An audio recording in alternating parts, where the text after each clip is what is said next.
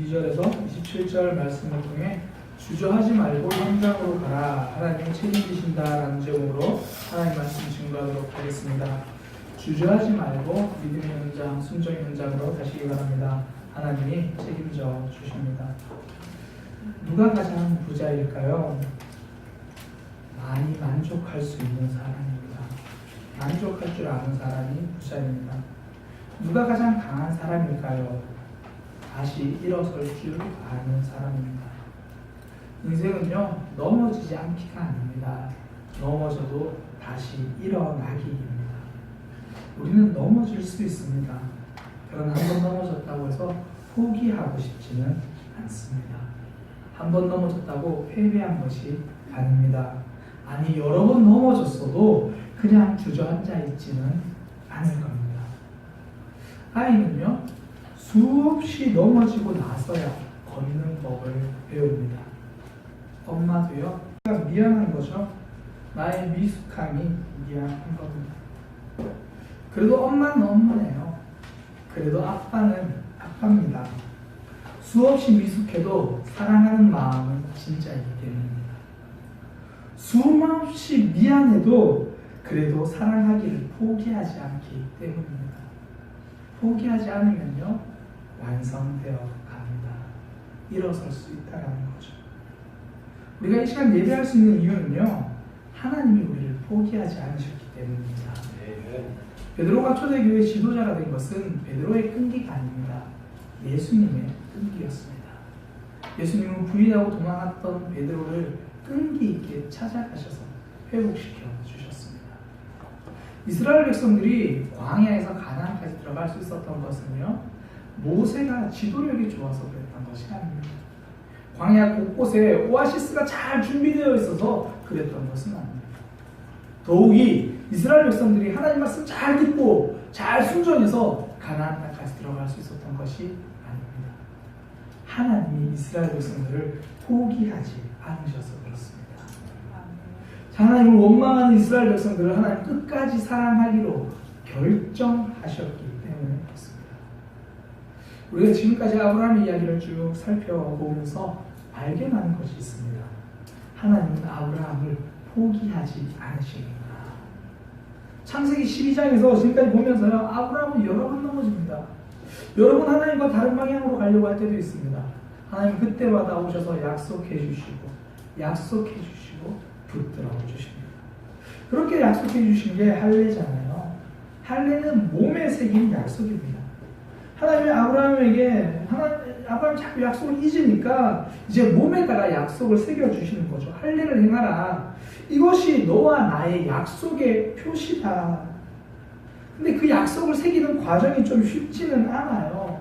아브라함이 99세인데 그때 할례를 행하려고 하니까 어렵죠. 게다가 집안에 있는 모든 남자들 다 하라 그래요. 이게 쉽지 않거든요. 아무리 좋은 것도요, 새롭게 뭐 하자 그러면 부담스럽습니다. 나를 살리는 일도 나의 익숙함을 깨야 되면 힘들어요. 하나님 적당히 대충 이렇게 말씀하지 않으셨거든요. 집안에 있는 사람 전부 다 해요. 그러니까 이런 결정하려면 우리가 마음을 다 잡아야 됩니다. 그럼에도 불구하고 우리가 순종하고 실천하고 결단하는 이유가 무엇입니까? 이게 하나님 우리를 위해서 준비하신 선물이고 우리를 향한 약속이라는 거 알기 때문이거든요. 그걸 믿기 때문입니다. 하나님이 기드온에게 찾아오셔가지고 군사를 줄이래요. 지금 전쟁을 하는데 하나님이 병사를 더 보내주셔도 시원찮을 판국에 병사를 300명까지 줄이래요. 그래서 기드온은 줄였습니다. 그 결과 참담한 패배를 한 게 아니라 승리했습니다. 더욱이 승리만 경험한 게 아니라 기적을 경험한 겁니다. 300명이 그 10만 명이 넘는 군사를 무찌른 거예요. 이제 기드온에게는 자신감이 생겼습니다. 이제 기드온에게는 믿음이 생겼습니다. 겁쟁이 기드온이었거든요. 그러나 하나님은 그 겁쟁이를 포기하지 않으셨습니다. 그리고 결단의 자리로 불러주신 거죠. 그 결과 겁쟁이 기드온이 큰 용사 기드온이 되었습니다. 하나님이 포기하지 않으시니까요, 그런 모습으로 만들어 내시는 거죠. 때로는 하나님이 우리에게 결단을 요구하시는 것 같을 때가 있습니다. 좀 난 익숙하게 여기 이대로 있었으면 좋겠는데 자꾸 우리를 불러내실 때가 있어요. 우리를 방치하지 않겠다는 거예요. 우리에게 새로운 성장을 주시겠다는 겁니다. 우리를 위해서 준비한 복이 있다는 그런 이야기입니다. 그러니 하나님이 우리를 부르실 때 주저하지 말고 나아가시기 바랍니다. 하나님이 책임져 주십니다. 사역도 마찬가지더라고요. 사실 어떤 분들은 사람을 만나서 대화하면서 힘을 얻는 분들이 있지만 또 어떤 분들은요, 성격이 그냥 관계가 힘들어하는 분들이 있어요. 그러니까 관계를 좋아하는 분도 있지만 대화하기 힘든 분들. 그렇다고 해서 속으로 리더가 항상 관계를 좋아하는 분만 리더하는 게 아니잖아요. 하나님은 때로는 정말 혼자 있는 걸 좋아하는 분 있잖아요. 그런 분들도 또 하나님이 불러서 속으로 리더로 세우시더라는 거예요. 제가 이전에 만난 분 중에 한 분은요, 교회에서 사람 만나는 걸 좀 부담스러워하는 분이 계셨습니다. 그냥 예배드리고 속으로 참석하고 사람들하고 잘 지내는 것 같은데 마음속엔 그냥 그 관계가 불편한 거예요. 그러니까 딱히 싫은 건 아닌데 선뜻 마음 주지를 못하는 겁니다. 근데 이제 그러다가 목장이 개편되면서 덜컥 목자가 된 거예요. 이런 분들의 특징이 뭐냐면 거절을 잘 못해요. 그러니까 목사님이 목자 하실래요? 그러니까 거절할 타이밍을 놓친 거예요. 이게 말하는 게 부담스러워서 거절 잘 못하다가 덜컥 목자가 된 거예요. 그러니까 그때부터 기도가 시작되는 겁니다.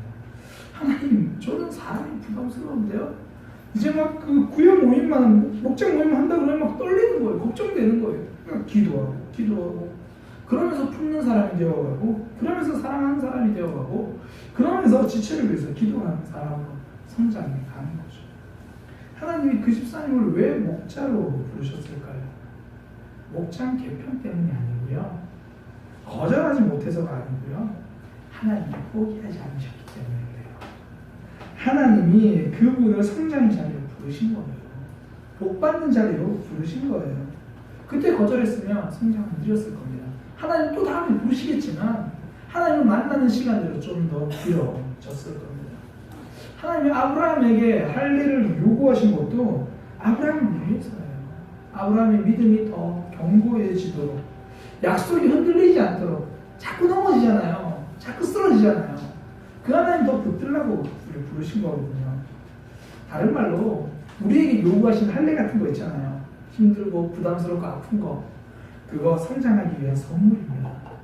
흔들리지 않게 우리를 붙들어 주시는 하나님의 사랑입니다.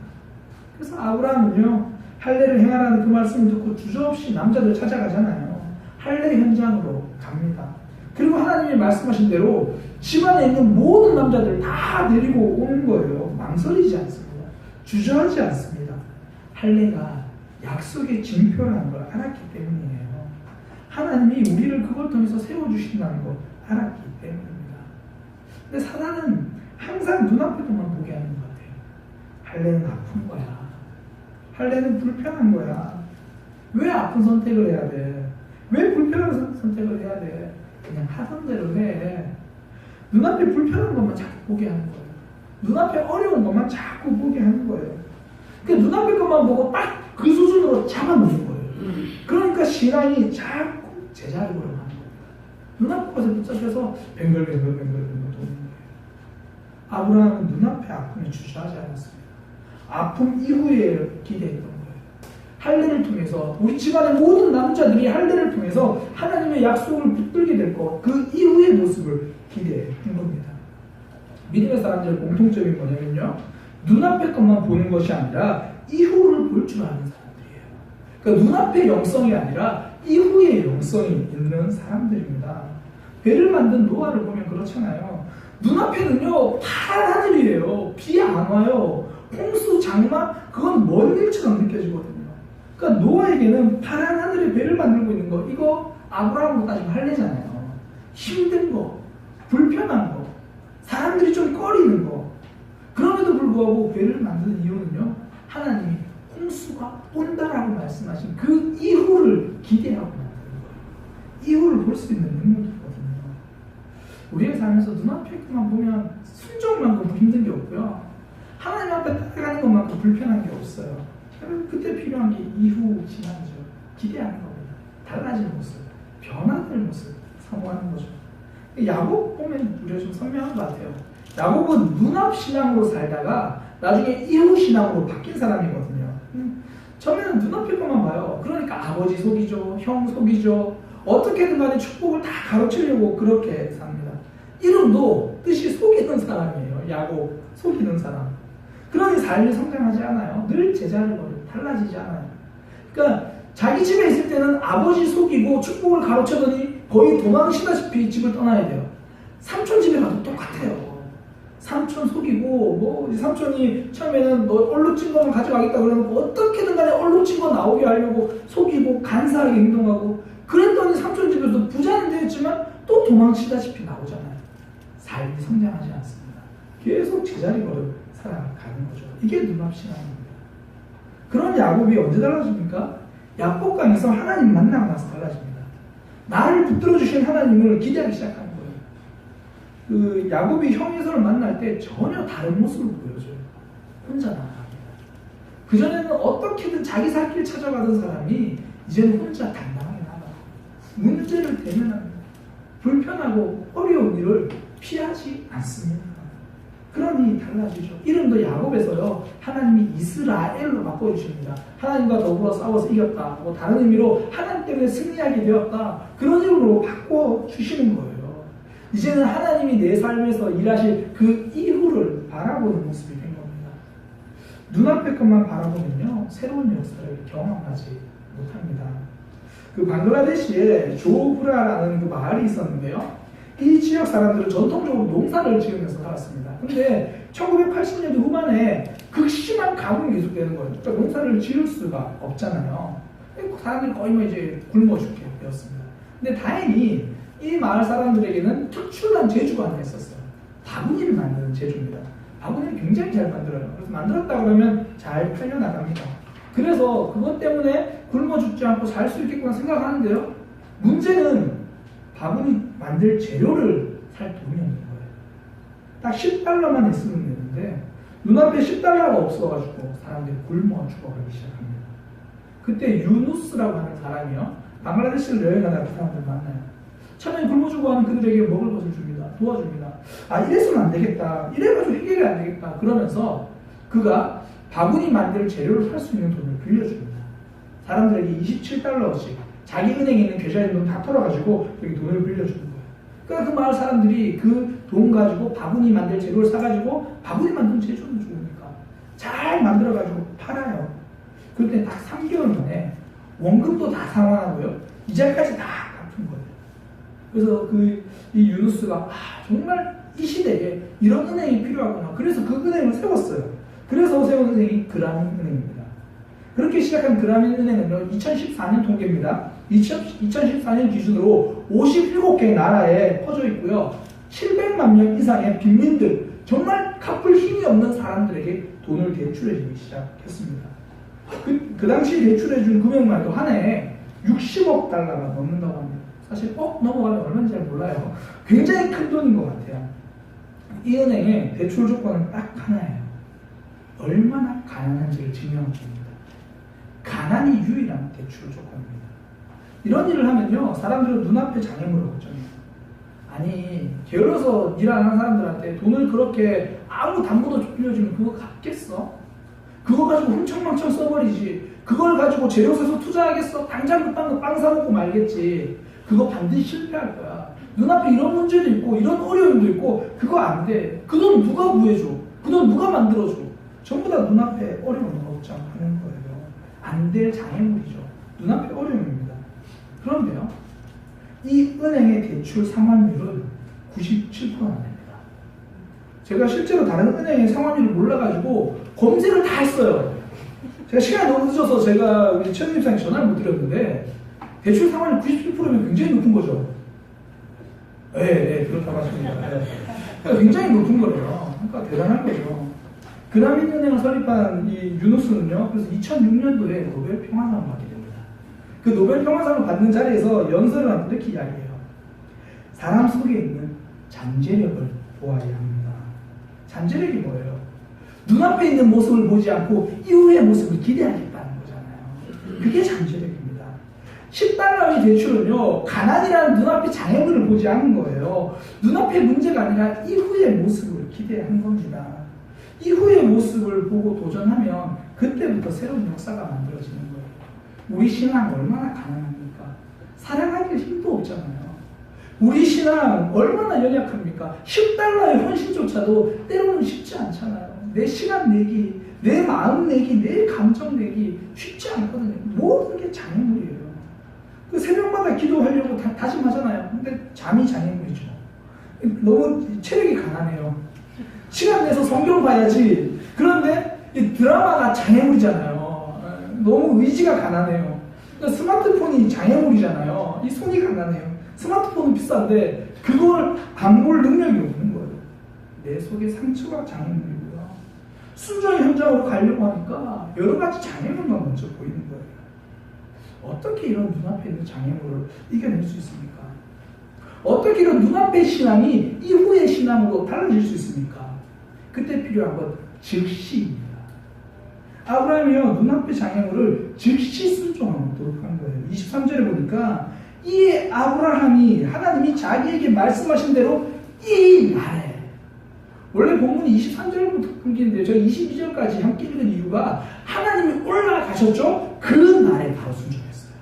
이 날에, 26절도 마찬가지입니다. 아브라함과 그 아들 이스마엘이 그 날에 할례를 받은 거예요. 오늘 받을 할례를요, 내일로 미룬다고 해서 아픔이 사라지지 않거든요. 영국의 작가 밀런이라는 사람이 쓴 동화가 있어요. 아마 여러분들도 그 동화를 보진 않았어도 그 동화의 캐릭터는 알 거예요. 곰돌이 푸 아시죠? 그 노란색 곰돌이가 빨간색 티셔츠 팬티는 안 입고 있는 거.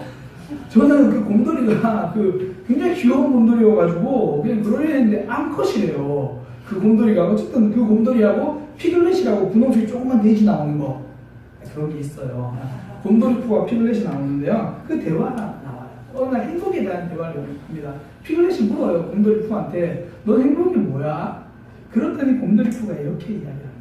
나는 꿀을 먹는 걸 너무 좋아해. 그런데 꿀을 먹는 것 자체보다 먹기 직전이 가장 행복한데 그걸 뭐라고 불러야 될지 모르겠어. 꿀을 먹을 때보다 먹기 직전이 가장 행복하대요. 뭐라고 불러야 돼? 뭐라고 불러도 기대감이지. 기대감 때문에 행복한 거거든요. 저는 이걸 반대로 적용할 수도 있다고 생각합니다. 할례를 받는 그 고통보다 그 직전이 가장 힘든 거예요. 두려움이잖아요. 불안감이잖아요. 눈앞에 문제를 미루어둔다고 사라지지 않거든요. 작아지지 않습니다. 오히려 아픔은 그대로 있고 두려움은 커져요. 불안감만 커지는 거예요. 뭐 이거는 사실 뭐 곰돌이 푸 이야기까지 하지 않았는데요. 우리 청년들, 학생들 누구보다 잘 알죠. 시험 기간 되면 시험 기간 내가 공부하지 않는다고 해서 시험 범위가 줄어들지 않습니다. 계속 있어도 불안감만 커지는 거예요. 아픔만 커지는 거죠. 제 아내가 저에게 별명을 붙여줬어요. 사자래요. 와, 역시 제가 설교할 때 정말 포효하는 모습, 멋진 모습이구나. 그랬더니 탁 얘기를, 신랑님은 밀림의 왕이에요. 무슨 말인가 했더니 미룰 수 있을 때까지 미룬대요. 미룰 수 있을 때까지 밀어가지고 밀림의 왕이래요. 제가 공감할 수밖에 없어요. 넌 안 그런 거 같지? 그럴 수밖에. 저 공감했어요. 인정. 근데요, 설교 준비를 미룬다고 해서 전사님 대신해 주진 않더라고요. 어차피 제가 해야 되는데 그동안 계속 두렵고 불안하고 염려되고 걱정되고 그렇게 또 한다고 더 좋은 설교 나오는 것도 아닌데 그런 거예요. 우리가 처음 신앙생활 할 때 보면 하나님 역사를 많이 경험하잖아요. 왜냐하면 못 모르고 즉시 순종하거든요. 그리고 대부분 처음 신앙생활 하시는 분들은 대부분 절박해서 교회 와요. 그러니까 더 이상 미룰 게 없는 거예요. 그러니 즉시 순종하니까 하나님의 새로운 역사를 경험하는 거예요. 저는 그래서 교회들이 분위기가 참 중요하다고 생각합니다. 그러니까 눈앞에 장애물에 머뭇거리만 있기만 하는 교회는요, 늘 제자리예요. 제자리 신앙, 제자리 모습. 그러니까 세 가지로 봐도 원래 신앙생활은 즉시 하는 게 아니구나. 미루다가 그냥 포기해버리는 거구나. 그렇게 생각하면 교회 생활은 익숙해지는데 신앙이 성숙해지지 않는 거예요. 즉시가 없어서 그렇습니다. 반면에 즉시가 있는, 즉시의 영성이 있는 교회는 다르죠. 지속적으로 성장합니다. 기도의 자리 즉시 나오죠. 예배의 자리 즉시 나옵니다. 새가족들도 교회 나오다 보면 즉시 하는가 보다. 그러면서 교회가 성장하는 거예요. 그러면서 우리 사랑의 교회가 든든해지는 겁니다. 부흥의 역사가 있는 거예요. 이 즉시에서 능력이 나옵니다. 바울이 복음을 전하다가 감옥에 갇혔거든요. 그러니까 여기저기 막 감옥이 이송됐어요. 그러다가 벨릭스 총독이라는 사람이 있는 그곳 감옥까지 갔는데 벨릭스 총독이 바울이 감옥에 있을 때 불러가지고 이런저런 대화를 하는 거예요. 똑똑한 사람이니까. 이것도 묻고 저것도 묻고 대화하는데 마음에 울림이 있어요. 지금 내 모습이 막 너무 두려워지기 시작하는 거예요. 두려워지고 울림이 있는데 거기까지인 거예요. 즉시가 없었습니다. 두려운 마음이 오히려 바울로 다시 너 감옥에 들어가. 우리 대화 그만하자. 여기까지 하자. 사역하다 보면 그런 거 참 많이 느껴요. 울림이 있고 두려움이 있고 뭔가 마지막 결단을 해야 되는데 즉시가 없어요. 다음으로 미뤄둬요. 그런 삶에서 능력이 나타나지 않는 거죠. 벨릭스는 총독이 걸림돌인 거예요. 눈앞에 너무 많은 것이 있어서 즉시의 결단을 못한 거예요. 이것저것 계산하는 동안 즉시의 영성이 사라진 겁니다. 가끔씩 우리가 뉴스에서 안타까운 이야기를 들어요. 응급 환자들이 병원을 가다가 병원을 구하지 못해서 구급차 안에서 목숨을 잃는다는 이야기를 가끔씩 듣잖아요. 즉시 치료받고 즉시 수술하면 살아날 수 있는데 그 기회를 놓쳐버린 거예요. 병원들이 계산하고 있어서 그래요. 우리 병원을 오면 고칠 수 있을까? 과연 저 환자 비용 처리 안 되면 어떡하지? 계산하기 시작하니까 죽어버려요. 계산하기 시작하면 즉시의 영성이 하나님께 받은 뜨거운 은혜도 점점 죽어가기 시작합니다. 아브라함은 계산하지 않았습니다. 하나님이 집안의 남자 전부 다라고 말씀하셨어요. 집안의 남자 전부 다. 전부 다 부르려고 하니까 쟤는 어저께 결혼했는데 쟤는 이런 사정 때문에 안 되는데 쟤는 어려운데 그런 아픔을요 아브라함은 한 명도 배려하지 않았습니다. 말씀에 순종하지 않아도 된다고 다음에 천천히 하라고 말하는 것은 배려가 아닙니다. 그건 배척입니다. 비록 칼레가 아프긴 해도 그것을 통해 하나님의 약속의 사람으로 들어오거든요. 그러면 그때는 배려해 주는 것이 아니라 강하게 함께 가자고 요구해야 되는 거죠. 그걸 배려하는 건 배척입니다. 즉시하지 않도록 자꾸 밀어두는 것 결코 배려하는 모습이 아니라는 거죠. 저는 가끔씩 저 자신을 너무 배려합니다. 우리는 가끔씩 우리 모습을 너무 배려합니다. 지금 몸이 피곤해서 지금 공부가 급하니까 지금 한참 젊을 때니까 더 놀아야 돼. 지금은 내 나이가 너무 들어서 이제는 좀 쉬어야 돼. 특정 분의 성함이 나오긴 하지만 제가 양성립 권사님 보면서 참 감사하고요. 사역자로 참 고마운 게 권사님 연세에 새벽기도 꼭 하고 나오세요. 그러니 목사가 건강을 위해서 기도 안 할 수가 없어요. 그렇게 기도의 자리에 나오시니까 힘드실 텐데 어르신들 중에서 사실 예배 나오면 힘드신 분들이 있거든요. 근데 나오세요. 그런 분들 보면 목사가 건강을 위해서 기도하게 됩니다. 그러니까 몸을 돌보자고 예배자리에 기억하는 거죠. 실제로 우리 성도님들 중에서는 본인의 감정을 배려하지 않고 순종하는 분들이 있습니다. 난 정말 불편하고 정말 거북한데 순종하는 거예요. 눈앞에 거북함과 불편함에 발목 잡히지 않는 거죠. 즉시의 역성을 보여주시는 분들이 있거든요. 그러면 오히려 이 목사가 믿음이 약해가지고 기도하고 걱정하면서 기도하기 시작해요. 저분 저러다 상처받으면 안 되는데 너무 감사하긴 한데 저러다 쓰러지시면 안 되는데 목사가 그렇게 기도를 시작해요. 믿음은 그때 자랍니다. 교회는 그때 자라는 거예요. 사랑의 교회는 그때 진짜 도움을 경험하는 겁니다. 우리 삶에도요 하나님이 요구하시는 할례가 참 많잖아요. 때로는 감정이 아파야 되고 때로는 내 몸이 더 피곤해야 되고 여러 가지 할례를 하나님이 요구하시거든요. 그 요구하신 이유는 우리를 사랑하시기 때문입니다. 우리가 성장하기를 기대하시기 때문이에요. 그러니 그 모든 아픔, 그 모든 순종은 하나님이 책임져 주십니다. 이제 주저하지 말고 즉시 순종의 현장으로 갈 수 있는 믿음의 백성 되시길 소망합니다. 순종은 언제나 쉬웠던 적은 한 번도 없습니다. 그리고 단 한 번에 바뀌지도 않습니다. 그러나 우리 사랑의 교회는 순종을 포기하지 않을 겁니다. 하나님이 우리 교회를 저와 여러분을 포기하지 않으셨기 때문입니다. 이제 우리는 다른 거 보지 않고요. 우리 상황 보지 않고요. 오로지 하나님 한 분만 보고 하나님 내 마음은 하나님께로 정했습니다. 나는 하나님의 것입니다. 이렇게 즉시의 순종, 즉시의 영성이 있는 믿음의 삶을 되기를 소망합니다. 우리 그렇게 함께 찬양으로 고백합니다.